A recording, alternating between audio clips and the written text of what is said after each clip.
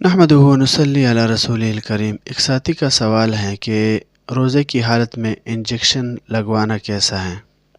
الجواب حامداً و مسلیاً اما بعد۔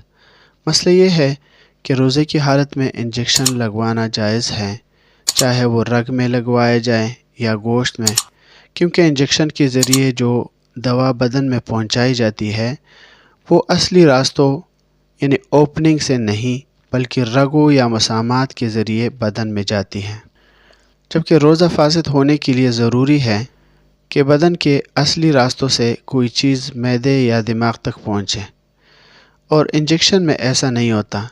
یہی حکم ڈرپ کا بھی ہے، یعنی روزے کی حالت میں ڈرپ لگانے سے روزہ فاسد نہیں ہوتا، اور یہی مسئلہ فتاوی رحیمیہ کے اندر بھی ہے، جلد نمبر 7 صفحہ نمبر 264 پہ۔